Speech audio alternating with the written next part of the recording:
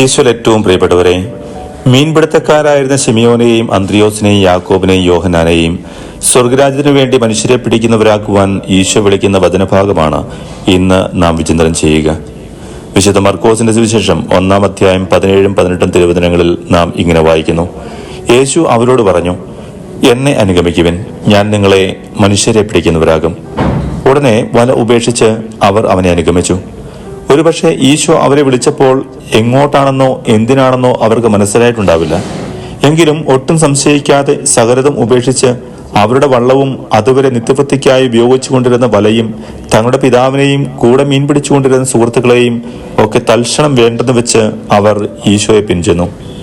സ്നേഹമുള്ളവരെ, നമ്മൾ ജീവിതത്തിൽ ഏത് മേഖലയിൽ പ്രവർത്തിക്കുന്നവരാണെങ്കിലും ഈശോ നമ്മെ തന്റെ ദൗത്യ നിർവഹണത്തിനായി വിളിക്കുമ്പോൾ അതിനോട് സന്തോഷത്തോടെ ഉത്തരം നൽകുവാൻ നമ്മൾ തയ്യാറാവണം. ഈശോ നമ്മെ നയിക്കുന്ന വഴികൾ ചിലപ്പോൾ നമുക്ക് മനസ്സിലാക്കുവാൻ സാധിച്ചെന്ന് വരില്ല. എങ്കിലും തമ്പുരാൻ നമ്മെ നിത്യവും നയിക്കുന്നുണ്ടെന്ന ബോധ്യത്തിൽ ജീവിക്കുവാൻ സാധിക്കുക എന്നതാണ് പ്രധാനം. ഈശോയോട് ചേർന്ന് ജീവിക്കുവാനും അവിടുത്തെ വിളിക്ക് ഓരോ നിമിഷവും ഉത്തരം നൽകുവാനും നമ്മെ സഹായിക്കണമേ എന്ന് തമ്പുരാനോട് നമുക്ക് പ്രാർത്ഥിക്കാം. നമ്മുടെ കർത്താവായ ഈശോ മിശിഹായുടെ കൃപയും പിതാവായ ദൈവത്തിന്റെ സ്നേഹവും പരിശുദ്ധാത്മാവിന്റെ സഹവാസവും നമ്മോടുകൂടി ഉണ്ടായിരിക്കട്ടെ, ഇപ്പോഴും എപ്പോഴും എന്നേക്കും. ആമേൻ.